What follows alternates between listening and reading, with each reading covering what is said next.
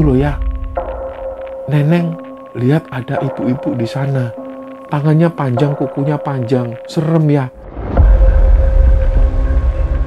Sebelum mereka ini tidur, sebelum mereka memejamkan mata, suara erangan nenek-nenek tua ini semakin mendekat.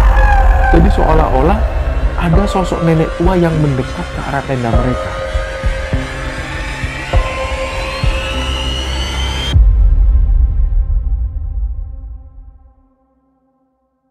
Disinilah anak itu melihat ada wajah nenek tua. Janggutnya itu panjang, matanya bulat merah.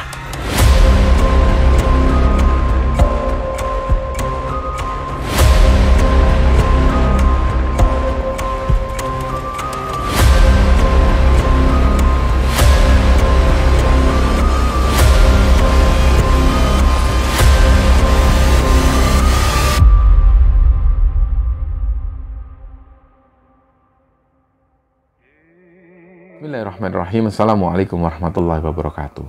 Sobat Kembara Sunyi dimanapun kalian berada. Pada kesempatan kali ini kami akan menceritakan sebuah kisah yang dikirim oleh Sobat Kembara yang bernama Ana yang asalnya dari Jombang, Jawa Timur. Sebelum kita masuk ke ceritanya, untuk teman-teman yang nonton tayangan ini dan belum subscribe, jangan lupa untuk subscribe lebih dulu agar channel Kembara Sunyi ini lebih berkembang lagi dan kami lebih bersemangat lagi dalam membuat konten-konten terbaru di Kembara Sunyi. Dan untuk teman-teman yang telah mendukung kami sejauh ini, kami mengucapkan terima kasih banyak. Semoga amal kebaikan teman-teman dibalas kebaikan berlipat oleh Allah Subhanahu wa Ta'ala.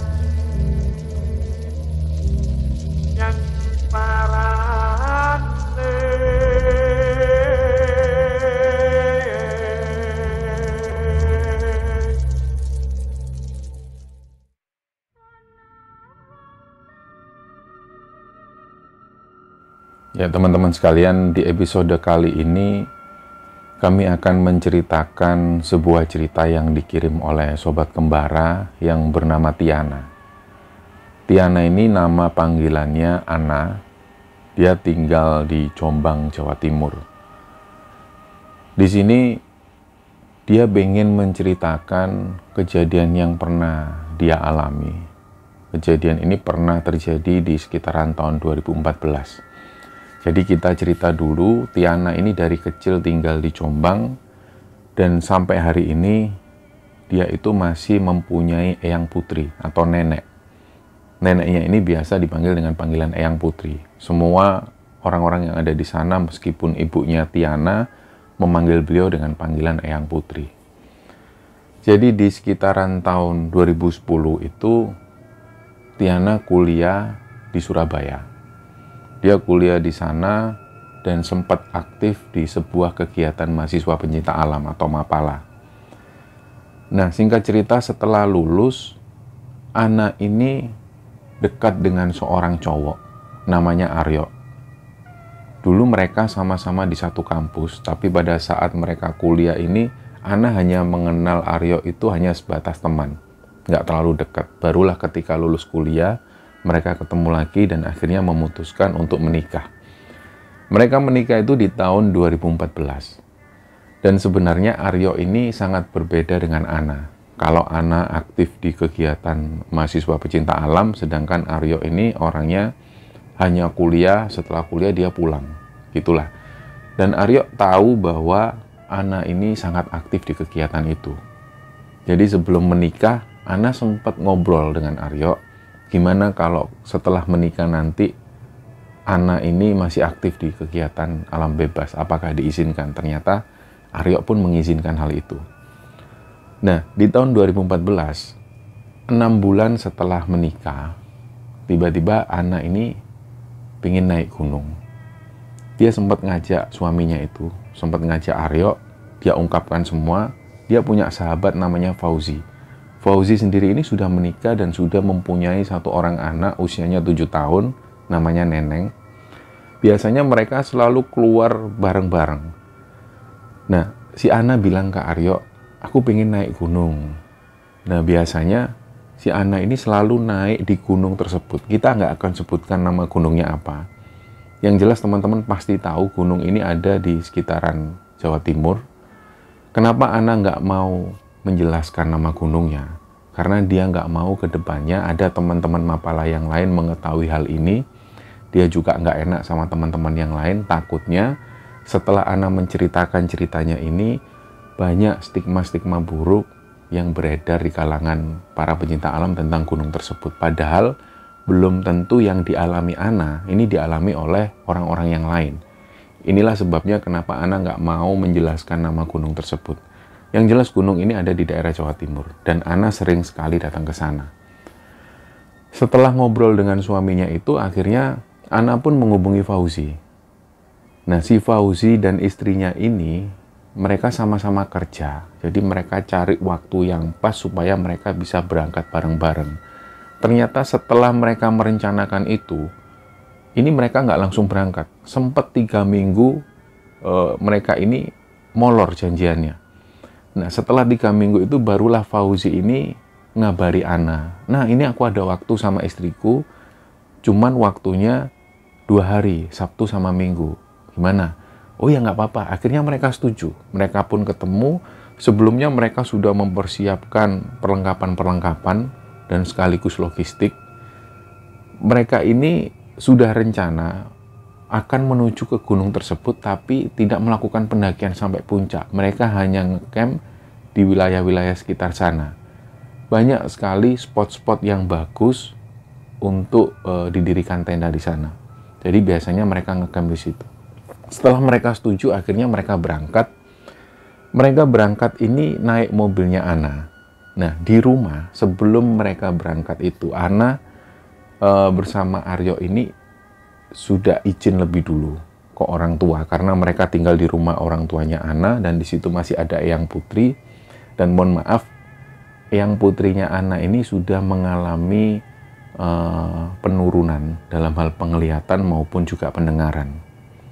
Nah, setelah mereka ini pamit ke orang tuanya, barulah Ana ini pamit ke Eyang Putri. Eyang Putri waktu itu cuma tanya, harap ning Dindo, mau kemana? Mau naik gunung, Mbah. Gitu. Nah, karena beliau itu pendengarannya juga kurang baik, jadi ya beliau cuma manggut-manggut. Akhirnya tangan Ana ini dipegang terus sama Eyang Putri. Ana pun juga heran, kenapa sih Eyang kok tangannya dipegang terus? Ana ini mau berangkat. Padahal waktu itu si Ana ini sudah cium tangannya Eyang Putri, kok nggak dilepaskan. Terus akhirnya Eyang Putri ini bilang, Dok, iki wetengmu iki wis ono isine lho. Nah, Ana pun kaget. Wah, Eyang ini ya wis amin. Ana pun mengaminkan karena sebelumnya Ana tahu 1 bulan sebelumnya mereka ini sudah beli test pack atau alat tes kehamilan. Dan Ana sudah memastikan bahwa hasilnya negatif. Dan ketika Eyang Putri ngomong seperti itu, tentu waktu itu pikiran Ana ini agak terganggu. Apa benar ada isinya? Karena Ana tahu betul Eyang Putri ini sosoknya seperti apa. Kita cerita dulu tentang sosok Eyang Putri. Jadi dulu pada saat Ana ini duduk di bangku SMP, pernah ada suatu kejadian. Ana ini mau berangkat sekolah, dia pamit ke orang tuanya dan pamit ke Eyang Putri. Pas waktu dia salim ke Eyang Putri, sama Eyang Putri ini nggak mau melepaskan tangannya Ana. Terus Eyang Putri bilang, Dok, kamu nggak usah sekolah, temenin Eyang aja di sini. Kamu bolos ya. Si Ana waktu itu sebenarnya nggak mau, dia pengen berangkat ke sekolah. Tapi karena Eyang Putri terus megang tangannya Ana, dan ditambah lagi kedua orang tua Ana juga mengizinkan, ya wis Lana, temenin Eyang itu mungkin beliau mau kamu temenin. Akhirnya Ana pun nggak jadi sekolah, dia bolos hari itu. Baru di sekitaran jam 2:30 sore, Ana ini dapat kabar ini dia dapatkan dari tetangga-tetangganya bahwa sekolahnya ini ambruk. Jadi persis di bagian kelas Ana itu atapnya ambruk dan mengenai 2 orang siswa. Beberapa siswa itu terluka parah dan ada 2 orang siswa ini yang meninggal saat itu juga. Nah, anehnya, para siswa yang meninggal ini, waktu itu dia duduk di bangkunya Ana. Karena waktu itu dia melihat Ana nggak masuk, dia memutuskan untuk duduk di bangkunya Ana dan dialah yang tewas tertimpa atap itu. Nah, mengetahui hal ini, Ana itu jadi deg-degan. Dia heran apakah benar keinginan Eyang Putri supaya Ana nggak masuk sekolah ada hubungannya dengan ini. Nah, itu kejadian yang pertama yang selalu diingat oleh Ana, bahwa Eyang Putri ini meskipun penglihatan dan pendengarannya itu memburuk, tapi tidak dengan penglihatan batinnya. Selalu tepat. Nah, beberapa waktu kemudian, pas waktu Ana ini kuliah, dia dapat cerita dari ibunya bahwa sore itu pas waktu Ana masih ada di kampus, ada tetangganya yang sudah akrab sekali dengan keluarganya Ana. Beliau ini namanya Mbak Nining. Biasanya Mbak Nining ini main di rumahnya Ana. Nah, sore itu Mbak Nining ini datang bersama calon suaminya. Tiba-tiba, sepulangnya Mbak Nining ke rumah, Eyang Putri itu bilang ke orang tuanya Ana, "Mbok, kamu itu ngomong ke Nining, itu loh, laki-laki itu nggak baik itu. Coba kamu bilang ke Nining." Nah, orang tuanya Ana waktu itu setelah mendengar nasihat dari Eyang Putri, mereka ini nggak serta-merta langsung ngomong ke Nining dan ngomong ke orang tuanya tentang hal ini. Mereka membiarkan, mungkin Eyang Putri ini hanya memandang sekilas. Yang lebih tahu adalah Nining. Toh ini mereka juga sudah mau menikah. Ternyata berjalannya waktu, hal ini nggak juga diungkapkan ke Nining dan juga keluarga Nining. Tiba-tiba ada suatu kejadian, undangan ini sudah nyebar semua. Undangan Nining sampai tanggal pernikahan, gedung, catering sudah dibayar semua. Tiba-tiba si calon suaminya ini menghilang. Dan hilangnya itu secara misterius. Dihubungi nggak bisa, orang tuanya pun juga nggak bisa dihubungi. Jadi benar-benar mereka itu lari, entah lari dari apa.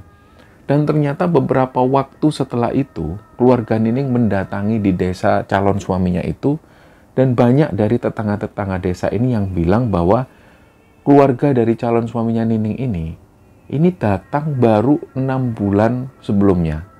Datang di desa itu entah asalnya dari mana. Orang-orang desa sana ini juga nggak tahu menau tentang sejarah dari keluarga mereka seperti apa. Tiba-tiba mereka itu pinjam uang ke beberapa tetangga. Setelah uang ini dipinjam, mereka itu satu persatu pergi dari rumah, dan sampai pada suatu ketika mereka semua tidak ada di rumah. Mereka semua meninggalkan rumah tersebut. Sedangkan rumah ini adalah rumah kontrakan. Jadi inilah yang terjadi, ternyata keluarga dari calon suami Nining, ini mereka semua penipu. Nah, disitulah akhirnya orang tua Ana mengungkapkan hal yang pernah diungkapkan oleh Eyang Putri. Semua dibicarakan. Nah, Nining sendiri juga menyesal, kenapa kok bapak sama ibu nggak ngomong ke Nining kalau Eyang Putri ngomong seperti itu. Harusnya kan Nining bisa berpikir lebih dulu.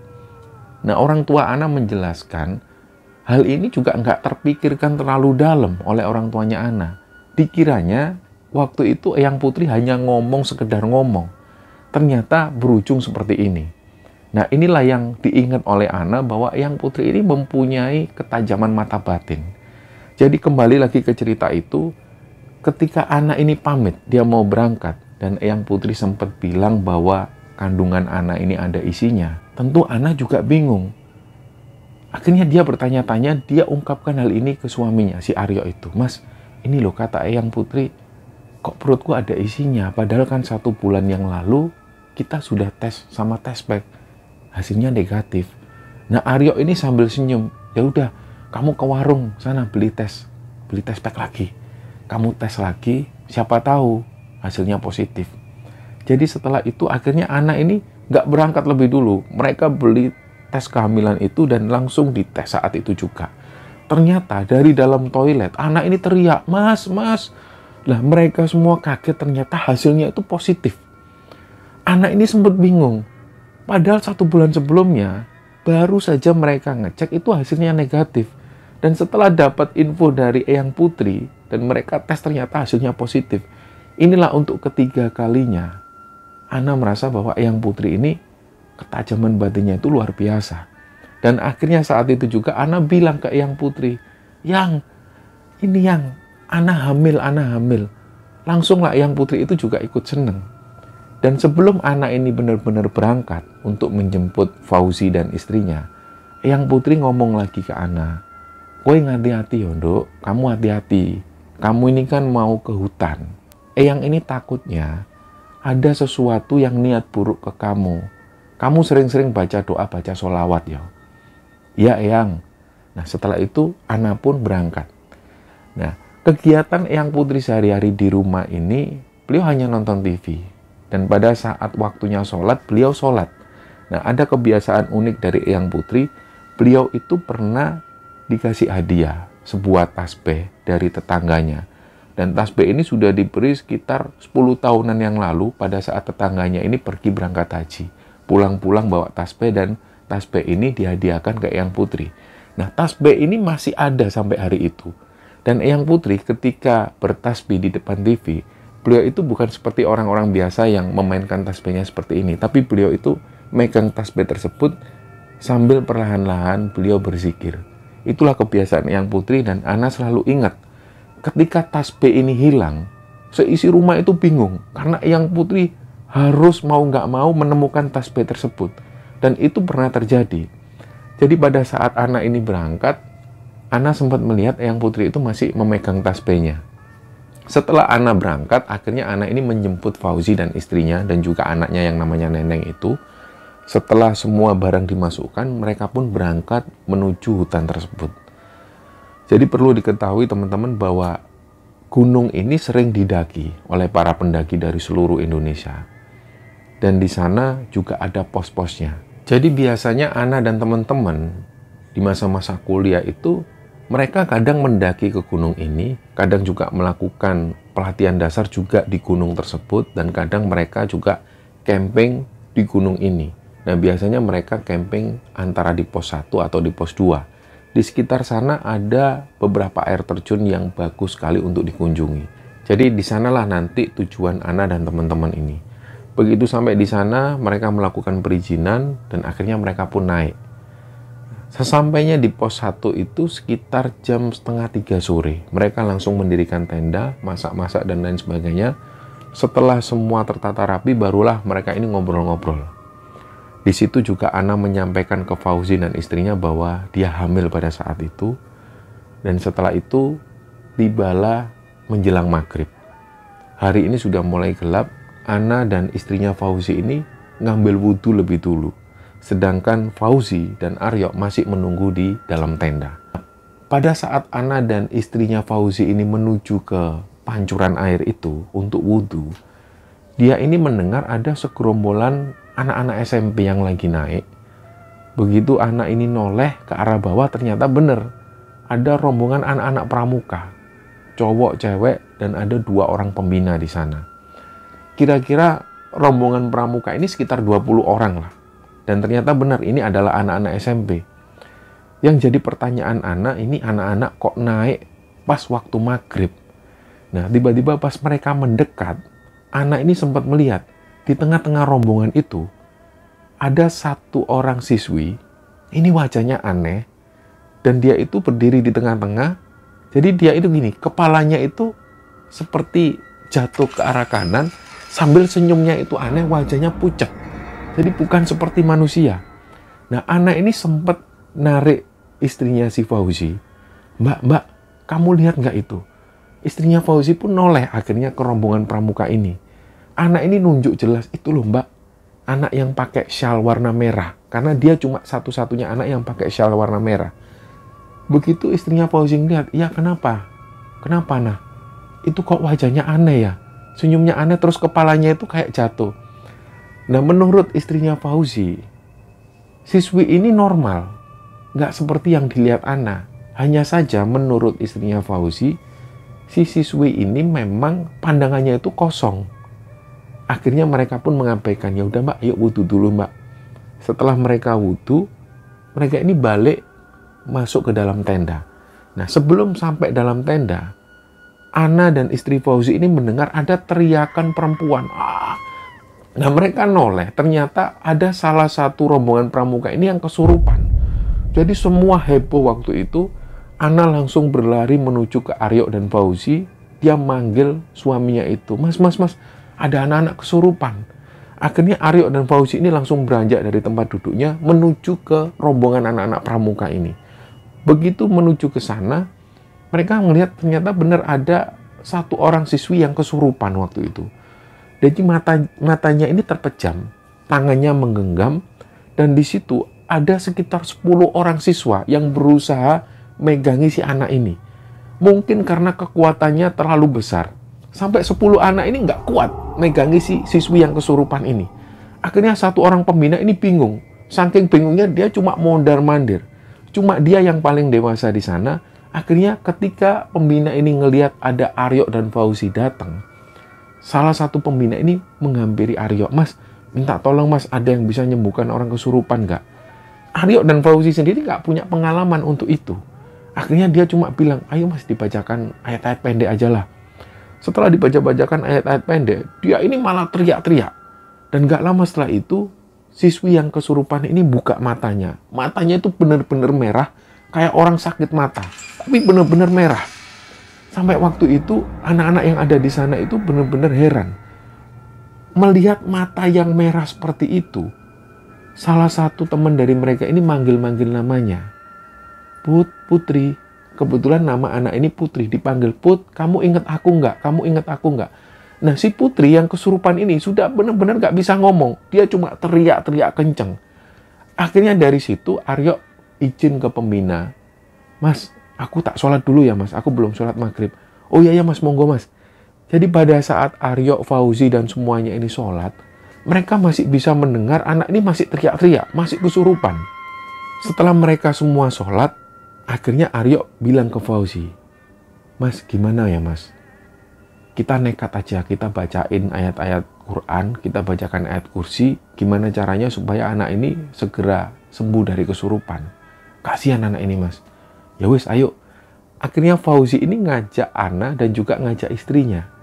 Mereka bareng-bareng menuju ke sana.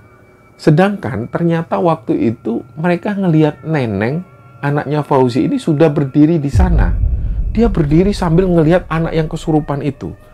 Nah, begitu Fauzi mengetahui anaknya ada di sana, Fauzi tanya, "Loh, Dek, adik ngapain di sini?" Terus Neneng ini wajahnya ketakutan. Setelah ditanya oleh Fauzi, Neneng bilang, "Ya, itu loh ya. Neneng lihat ada ibu-ibu di sana. Tangannya panjang, kukunya panjang. Serem ya." Di situ Fauzi ini mengira mungkin Neneng waktu itu ngelihat ada sosok makhluk halus yang nampak di sana. Akhirnya Fauzi bilang ke Neneng, "Udah, adik pegangan sama mama ya. Adik jangan lepas pegangannya. Ini ayah sama Om Aryo berusaha untuk menyembuhkan tante itu. Kasihan. Iya ayah, ayah jangan deket-deket ayah ya. Itu ibu-ibunya jahat. Dia itu matanya merah, ngeliatin ayah terus." Nah, Fauzi berusaha untuk menenangkan diri. Dia nggak mau terpengaruh sama omongan anaknya. Akhirnya dia mendekat ke siswi yang kesurupan itu. Mulailah mereka semua membacakan ayat-ayat pendek sampai ayat kursi. Dan setelah itu si perempuan ini masih buka mata, dia masih teriak-teriak lagi. Kejadian itu mereka alami sampai hampir 1 jam. Jadi mereka semua membacakan ayat-ayat pendek sampai ayat kursi. Dan sampai benar-benar si cewek yang namanya Putri yang kesurupan itu benar-benar lemes. Dan dia langsung tertidur. Barulah sekitar 2 menitan setelah kejadian itu, salah satu teman cewek ini bangunkan si Putri. Putri, kamu ingat aku nggak? Barulah Putri ini buka mata. Ya inget lah, masa aku nggak inget? Barulah teman-temannya ini bersyukur, alhamdulillah ternyata Putri sudah sadar. Nah, setelah kejadian itu, Aryo dan juga Fauzi ini ngomong ke pembina-pembinanya, "Mas, segera anak-anak ini bawa turun aja mas, daripada nanti terjadi sesuatu yang enggak lagi. Coba sebelum turun suruh wudhu semua." Nah, akhirnya pembina ini pun juga berpikiran yang sama. Sudahlah, dibawa turun aja. Setelah mereka disuruh wudhu, akhirnya mereka pun turun. Nah, setelah kejadian kesurupan ini, sekitar jam 8 malam, mereka semua kembali ke tenda. Dan malam itu nggak ada yang ngecamp di sana kecuali rombongan Aryo, Ana, dan teman-teman ini. Sekitar jam 9 malam, mereka akhirnya memutuskan tidur. Pada saat itu Aryo ini tidur satu tenda bersama Ana, Fauzi dan istrinya satu tenda, mereka pun tidur. Nah, sekitar jam setengah 12 malam, Aryo ini mendengar ada suara erangan. Suara erangan ini nggak mirip binatang, tapi mirip suara perempuan tua. Akhirnya Aryo ini kebangun, dia bangunin Ana. Yang kamu dengar nggak? Itu suara apa? Aryo ini tanya ke Ana. Ana pun coba mendengar, memang Ana juga mendengar. Ada suara erangan wanita tua, kayak suara nenek-nenek. Dia ini kayak mengerang kesakitan. Akhirnya Ana memastikan ke Aryo, kok kayak suara nenek-nenek kesakitan, Yoyang? Aku juga merasa hal yang sama. Ini bukan suara hewan. Tapi loh, ini kan di tengah hutan. Masa ada suara nenek-nenek kesakitan kayak gini? Apalagi yang ngecamp di sini kan cuman kita. Akhirnya Ana bilang ke Aryo, ya sudahlah, diabaikan aja lah Yang. Daripada nanti kita tetap mendengar, kita malah takut. Ya udahlah, ayo tidur yuk. Nah, sebelum mereka ini tidur, sebelum mereka memejamkan mata, suara erangan nenek-nenek tua ini semakin mendekat. Jadi seolah-olah ada sosok nenek tua yang mendekat ke arah tenda mereka. Di situ akhirnya anak ini megang tangannya Aryo, dan Aryo tahu betul bahwa pada saat itu ini ada sesuatu yang aneh. Nah, suara erangan wanita tua ini terus mendekat ke arah tenda mereka. Nah, begitu mendekat, akhirnya dari tenda sebelah, si istri Fauzi ini manggil Ana, Mbak itu apa Mbak? Mbak itu apa Mbak? Ternyata mereka ini juga dengar. Nah, barulah setelah mereka ini dengar, Fauzi juga tanya, nah, yuk, itu suara apa? Itu suara apa? Ada hewan. Nah, si Aryo ini menjelaskan, bukan mas, ini bukan suara hewan. Terus suara apa? Nggak tahu mas. Nah, suara nenek-nenek ini terus mendekat ke arah tenda mereka, sampai benar-benar mereka itu nggak tahan. Nah, pada saat itu Aryo melihat anak ini sudah nutup telinga, karena sudah nggak tahan dengan suara nenek-nenek ini. Akhirnya Aryo itu langsung bacakan Al-Fatihah, bacakan ayat kursi, semua dibaca sebisanya. Mungkin waktu itu Fauzi dan istrinya mendengar Aryo membaca ayat-ayat pendek dan juga ayat kursi. Nah, di situ otomatis Fauzi dan istrinya langsung juga ikut-ikutan baca Al-Fatihah dan ayat kursi. Mereka bacakan dengan keras, dan tiba-tiba suara nenek-nenek tua ini sudah nggak ada lagi, nggak terdengar lagi. Tiba-tiba hilang begitu saja, dan suasana itu menjadi senyap. Setelah mereka ini merasa suasana ini kembali kondusif, akhirnya Aryo ini bilang ke Fauzi, Mas, itu tadi bukan suara hewan, itu suara nenek-nenek tua. Oh ya sudahlah, ayo tidur lagi aja, tidur lagi. Jangan lupa baca doa. Akhirnya mereka pun tidur lagi. Nah, dalam keadaan tidur inilah, anak itu merasa antara sadar dan nggak sadar. Tenda ini ada yang buka. Yang pertama kali dirasakan oleh Ana, ada yang buka. Resleting ini tiba-tiba terbuka dengan sendirinya. Di situ Ana melihat ada jari panjang banget, dan kukunya itu juga panjang. Karena kondisi ini gelap, Ana nggak berapa memperhatikan. Dia tiba-tiba nggak bisa bergerak sama sekali, tapi waktu itu Ana masih bisa melihat Aryo itu ada di sampingnya, dan Aryo ini dalam kondisi tidur. Nah, resleting ini terus terbuka. Disinilah Ana itu ngelihat ada wajah nenek tua. Janggutnya itu panjang, matanya bulat merah. Dan si nenek ini nunjuk ke arah Ana.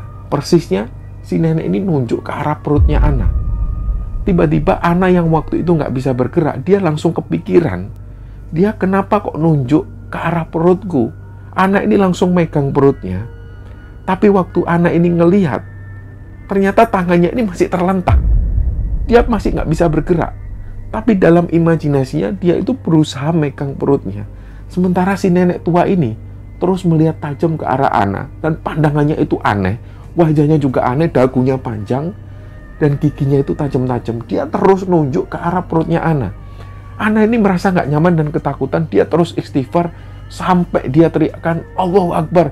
Barulah sosok nenek-nenek ini nggak ada lagi. Nah, anehnya tenda ini dalam kondisi terbuka. Inilah yang membuat Ana itu langsung nangis histeris, dan secara otomatis Aryo itu bangun. Loh, yang kenapa kamu kok nangis? Ana ini nunjuk ke arah pintu tenda. Aryo juga kaget, loh pintunya kok kebuka, siapa yang buka? Ana sudah nggak bisa cerita, dia nangis terus-terusan. Dan setelah itu Fauzi pun juga kebangun, istrinya Fauzi juga kebangun. Ana masih belum bisa cerita, bahkan sampai pagi hari Ana ini nggak bisa tidur. Barulah terdengar adzan subuh dari kejauhan, mereka semua ambil wudhu dan sholat. Setelah sholat, pada saat mereka ini bikin masakan, Ana ini terus-terusan diem. Akhirnya Aryo tanya, kamu ini kenapa sih, Yang? Semalam itu kamu ngalamin apa? Ana ini belum berani cerita. Akhirnya setelah itu, di jam 9 pagi, karena melihat kondisi Ana yang terus-terusan seperti ini, dia diem. Aryo ini nggak kepingin terjadi sesuatu pada istrinya itu. Akhirnya Aryo bilang ke Fauzi dan juga istrinya Fauzi, Mas, ayo Mas, kita pulang aja Mas. Aku kok khawatir sama Ana ini. Ya wis, ayo nak apa-apa, pulang aja pulang. Akhirnya mereka semua berkemas-kemas. Nah, setelah mereka semua berkemas-kemas, pada saat ada dalam mobil, Ana ini belum bisa cerita. Terus mereka ini mampir di sebuah warung bakso. Nah, setelah makan bakso, Ana minum es teh. Setelah itulah baru Ana bisa cerita. Ana ceritakan semua hal ini ke Aryo, Fauzi, dan juga istrinya Fauzi. Bahwa pada malam itu dia didatengin sosok nenek yang wajahnya aneh, dagunya panjang, giginya tajam-tajam. Si nenek-nenek ini terus nunjuk ke arah perutnya Ana, kayak seolah-olah dia ini menginginkan sesuatu dalam diri Ana. Yang jelas menurut Ana, dia ini terus nunjuk ke arah perutnya Ana, seolah dia minta sesuatu dari perutnya Ana. Dan Ana itu kenapa nangis histeris? Ana cerita ke Aryo, jangan-jangan ada sesuatu yang terjadi dengan janinku. Aku ini kan hamil, Mas. Aku ini hamil. Aku takut kata-kata Eyang Putri itu terjadi benar. Beliau ini takut. Di gunung tersebut atau di hutan ini, ada makhluk-makhluk halus yang berniat buruk ke Ana. Ana langsung bilang ke Aryo, Fauzi, dan juga istrinya Fauzi, dia ini takut karena waktu itu dia lagi hamil muda. Dia nggak mau terjadi sesuatu dengan janinnya. Yang dipikirkan Ana, sosok nenek-nenek ini jangan-jangan menginginkan janinnya Ana. Tentu waktu itu Aryo nggak percaya. Dah, kamu jangan mikir yang aneh-aneh. Kamu ini hamil. Nggak mungkin lah sosok nenek-nenek ini minta janinmu. Kamu sudah hamil kok. Dan jangan dipikirkan hal-hal yang seperti itu. Barulah setelah mereka semua makan bakso, mereka kembali dalam mobil dan mereka pulang. Begitu sampai di rumah, Ana ini punya perasaan gak enak. Dia langsung pergi menuju ke warung, dia beli alat tes kehamilan lagi. Diceklah, dia masuk dalam toilet, dan lagi-lagi Ana ini teriak, Mas, Mas. Tapi waktu itu teriakannya Ana ini aneh. Dia sambil nangis. Nah, Aryo itu langsung mendatangi, kamu kenapa, Dek? Kamu kenapa? Anak ini teriak-teriak sambil dia itu nangis. Dia nunjukkan alat tes kehamilan. Ternyata waktu itu Aryo melihat sendiri, tes pack ini hasilnya negatif. Sesuatu yang aneh sekali dan ganjil. Padahal pada saat mereka sebelum berangkat menuju ke gunung tersebut, sudah dipastikan bahwa anak ini hamil. Dan hasilnya positif. Tapi setelah Ana mengalami kejadian, dia didatengin sosok nenek-nenek di hutan tersebut. Kenapa tiba-tiba hasilnya ini negatif? Aryo jadi berpikir, jangan-jangan benar sosok nenek-nenek itu sudah ngambil janinnya Ana. Tentu Aryo yang selalu berpikir dengan logika, selalu berpikir realistis, dia merasa ini nggak masuk akal. Nah, setelah kejadian itu, Ana ini cerita ke kedua orang tuanya. Dia ceritakan dari awal sampai kejadian dia didatengin sosok nenek-nenek. Mendengar hal ini, orang tua Ana langsung cerita ke Eyang Putri. Sambil Eyang Putri ini diem, Eyang Putri manggil Aryo. Intinya waktu itu Aryo disuruh kembali ke hutan tersebut. Nah, Eyang Putri ini bilang ke Aryo, intinya tasbih ini sebagai media senjata. Jadikan tasbih ini sebagai senjata, dan ketika nanti ada di sana, Aryo disuruh melempar tasbih ini ke arah sosok nenek-nenek yang sudah ngambil janinnya si Ana. Nah, Aryo sendiri kembali berpikir, dia ini orang yang realistis, dia orang yang logis. Hal-hal semacam ini tentu nggak masuk akal bagi Aryo. Setelah mendapat perintah ini, Aryo pun bilang ke Ana, sudah kamu nggak usah ikut, biar aku berangkat sama Mas Fauzi. Dia hubungi Fauzi. Karena Fauzi sudah tahu cerita tentang ini, Fauzi pun mengiyakan ajakan dari Aryo. Mereka berdua berangkat kembali lagi ke gunung tersebut, kembali ke hutan tersebut. Ternyata pihak perizinan yang ada di bawah, mereka ini melarang Aryo dan juga Fauzi naik. Mereka beralasan sebelumnya ada anak-anak pramuka yang kesurupan. Jadi untuk pos 1 itu ditutup, jalur ini dialihkan ke jalur yang lain. Nah dari situ mereka menjelaskan ke pihak perizinan, Pak, ini terjadi sesuatu pada istri saya. Saya ingin melakukan sesuatu di sana yang harus saya lakukan. Dan harus saya lakukan di atas, saya harus naik. Nah pihak perizinan sempat bilang, gak bisa Mas, ini sudah perintah dari pusat. Saya nggak bisa nolak. Udahlah Mas, kalau mau lewat jalur yang satunya aja. Nah menurut Aryo dan Fauzi, jalur yang satunya ini lebih berbahaya lagi, lebih curam lagi. Apalagi ditambah mereka harus muter dan memerlukan waktu cukup lama. Nah mau nggak mau akhirnya mereka istirahat di warung. Waktu sudah menunjukkan jam 5 sore, sebentar lagi sudah gelap. Waktu itu Aryo ini pesan kopi. Ketika kopi ini diantar oleh penjaga warung, bapak penjaga warung ini sempat tanya, mau kemana Thomas?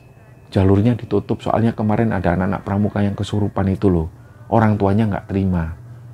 Nah Aryo menjelaskan, ini Pak, ada perlu saya di sana. Istri saya ini mengalami gangguan. Gangguan apa Mas? Aryo ini mau cerita juga ragu-ragu. Ya wis pokoknya ada gangguan lah Pak, saya harus ke sana. Ini perintah dari eyang saya. Akhirnya bapak-bapak ini cerita. Tiba-tiba beliau cerita. Hutan itu Mas, setiap tahun selalu ada musibah, selalu ada bencana. Dan saya yang sudah tinggal di sini puluhan tahun, ini saya jadi tahu di alas tersebut itu setiap tahun selalu ada yang meninggal. Makanya kenapa beberapa warga yang ada di sini menjuluki hutan tersebut dengan julukan alas kepaten. Artinya hutan kematian. Karena setiap tahun selalu ada yang meregang nyawa di sana. Nah Aryo sendiri baru mendengar hal itu. Begitupun juga Fauzi. Fauzi yang sudah lama menjadi aktivis pecinta alam dan sering sekali naik turun gunung tersebut. Dia baru mendengar ada yang menyebut hutan tersebut dengan alas kepaten. Ini baru didengar oleh Fauzi. Fauzi juga tanya ke bapak-bapak ini, loh Pak, penyebutan alas kepaten itu sejak kapan? Saya mendaki ke sini itu dari tahun 2000-an. Kok baru dengar nama ini? Ini sejak kapan warga menjuluki hutan tersebut dengan nama alas kepaten? Ya beberapa tahun yang lalu Mas, sejak adanya pendaki yang meninggal di sana. Akhirnya warga ini menyimpulkan sendiri. Kok setiap tahun di hutan itu selalu ada yang meninggal dan meninggalnya nggak wajar. Makanya beberapa warga menjuluki hutan tersebut dengan julukan alas kepaten, artinya hutan kematian. Tapi ini cuma beberapa warga, hanya warga yang tahu.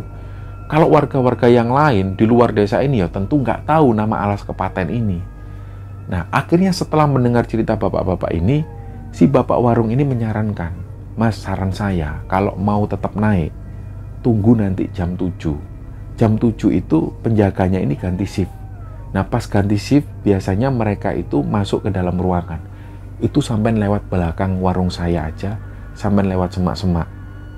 Nah nanti di situ sampai bisa ambil jalur ke arah kanan, langsung tembus ke lokasi yang Mas pinginkan. Nah mendengar saran dari bapak-bapak ini, akhirnya Fauzi dan Aryo ini nurut. Karena mereka harus menyampaikan sesuatu, perintah dari Eyang Putri ini.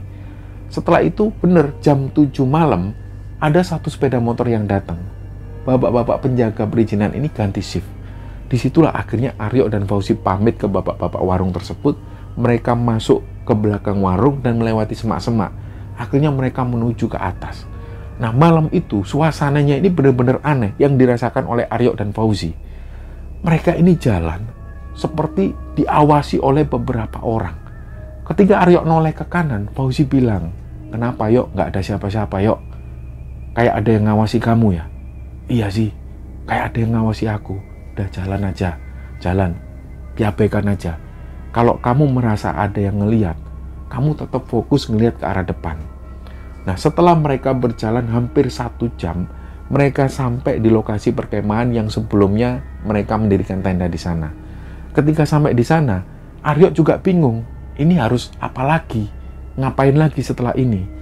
Tasbih Eyang Putri ini sudah dibawa oleh Aryo, sudah dipegang. Jadi Aryo sudah berjaga-jaga, kalau nantinya dia melihat ada sosok nenek-nenek ini, tasbih akan langsung dilempar ke arah sosok nenek-nenek tersebut. Nah, Fauzi dan Aryo sempat berjalan-jalan di areal sekitar bumi perkemahan itu. Akhirnya mereka semakin masuk ke dalam. Fauzi sendiri juga nggak tahu mereka harus jalan kemana lagi. Dan kedua orang ini juga sebelumnya nggak punya riwayat bisa melihat makhluk-makhluk halus. Jadi mereka cuma pasrah. Mereka hanya berjalan mondar-mandir di sekitar area perkemahan itu. Tiba-tiba pada suatu titik, mereka berdua itu merasakan ada angin yang berembus.